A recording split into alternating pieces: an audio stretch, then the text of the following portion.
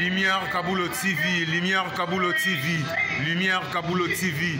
Réflexion avec R9, Fabrice R9, Fabrice. Mobali Mateo, Balingaka, moi c'est Lolanga Ninyango, Nengosa Salanga Yeleki Makasi, Kaboulo TV, yo, Lumière Kaboulo, réflexion.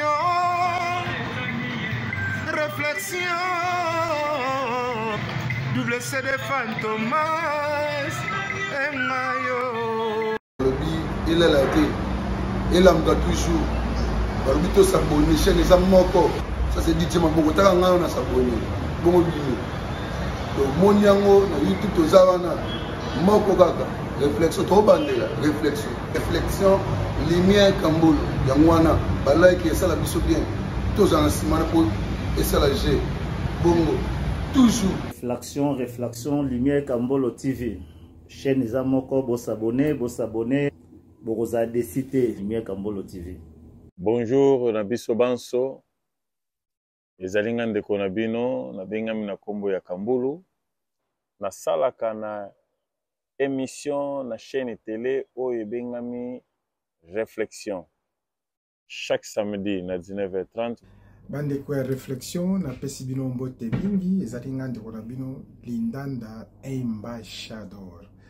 Voilà, na ngina solo mo muke na lisolo oyo ndeko na biso Love, Mama Love ayebaki na ko pesa biso lisolo mo malamu abeti lisolo mo kalobike ezala mukolo moko oto ezana quelque chose qui s'est passé, papa moko balaki mwasi na ye et papa na salaki be for na ye azwaki bomengo na ye et puis moi si pe ya balaki wana abaki na ko travailler susu na bomengo wana pe bomengo wana e mataki après kala mingi te baboti pe bana mais après papa wana kanisaki ce qui résonne na zala na ngana yoto ebite tanto mama lova ebi papa na sepeli abala mwasi mususu azwi mwasi mususu ati na ndako baboti pe bana alitatango akufi na ye.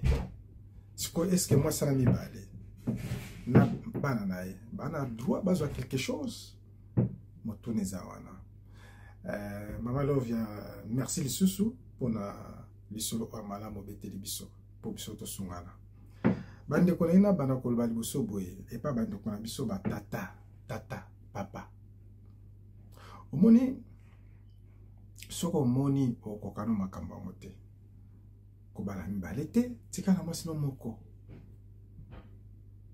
so ba réseau za nini yango yo kam toyebi mais na conseil yo tika na mwasi no ka moko pona pe mama pourquoi kino kolinga mobali abato bala na bana naye okotaka onganzama na katikati pona nini okolukata yo moko te yebela. Alors, na ina avancé na disolo rapide. Ena disolo tata mo komoni Abraham. Abraham azala mutu moko ala na mwasi nika moko Sara. Baba ko bota te tango molaye. Babundelaki mais bana ba ko yate. Sara mona ki ko kite alubi na mbana na yende Sara na mbana luka zo mwasi wana komone Agar. Botane moi. Abraham pe azui mwasi wana botine mwana moko. C'est comme nani Ishmaël. Après mon maman, il y a passé les grâces, Sarah, Azupezen, Aboti moi. Moi, après mon kaka comme naye Isaac. Alors, comment la maman moko boy et sengelaki bat loba na Agar akende. Abraham abina Agar fo kende pour talakaka et marché te awa. Agara kamati mwana naye bakendaki na maloba Abraham apambolaki mwana wana e mwana na so tangi Biblia Ishmael o mona ki apambwa maya apambolaki makasi.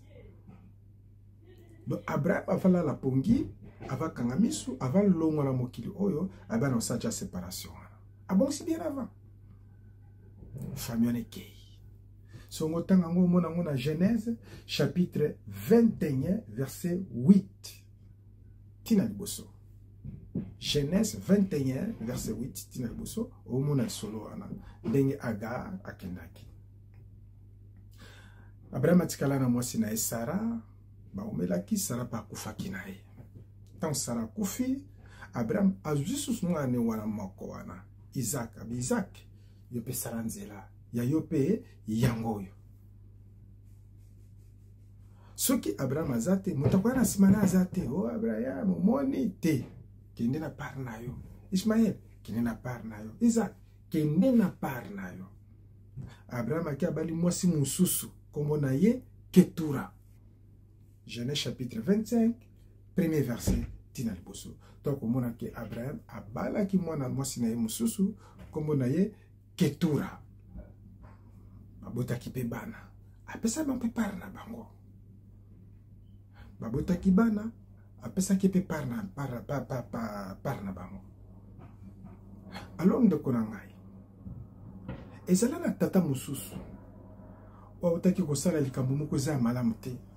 Kaka ndenge lisolo ya ndeko na biso oyo mama love auti koloba.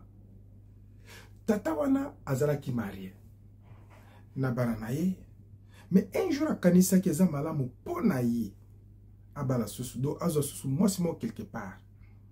Ake kozo mwasi mo quelque part. Aboti na ye mwana moko komone Jefte. Après na moma moko, na ngonga moko bwe, tata mwa kufi na ye. Tant papa na kufi na ye, asala ki musala lokola Abraham te. Atiki Jefte na bandeko na ye, kakande mwana, nini yako salama? Bandeko ya Jefte. Ya mama liboso. Babi Jefte, kanga bisaka, tambola. Papa kufi okozwa eloko te. Pozali mwana ya mama na biso te. Kende na yo. Jefte akenda bongo. Ayeko pamba mapre na makasi na ye moko na befort personnel. Wana kokuta ngo na livre Juge chapitre 11 premier verset. Juge chapitre 11 verset 1er. Bande ko ngai naloba na ndeko na ngai nyonso azotala na ngai za nini. Papa, so ba rezo za nini yango ezotinda yo linga basi mosusu. Yo kaka mtoyebi. Songo koma na bango ebele lokola Salomo, yo kaka mtoyebi. Songo koma na bango ebele lokola David, yo pe kaka. Miyeba kumukolo moko yawe kuta zoba na David. Pona ni okelinga mwasa muninga. Pona nini soko senga ngana ngana piso susu basebele. Soki ya olbi bongo na David nga soko na pekso etan kenan. Ngana pekso te. Mena oyebisa okabwe. Soki olingi basebele. Fozala pe na makoki ya koede ba mama na nyonso. Soko olingi basane bele. Bongisela bango bien avant. Potango lala pongi na yo. Otika problème na simate. Ozomona. Pour ce que là le tiki to banine, que ton âme reste en paix, ou que ton âme repose en paix. Que ton âme repose en paix. Quand il s'est malade, c'est bon moment. Il y a cause de décision malade, que c'est classé tant que moutou. Le yengete, c'est classé, s'arranger et bongi ça. Papa, nabi koyoki. Mama na yope.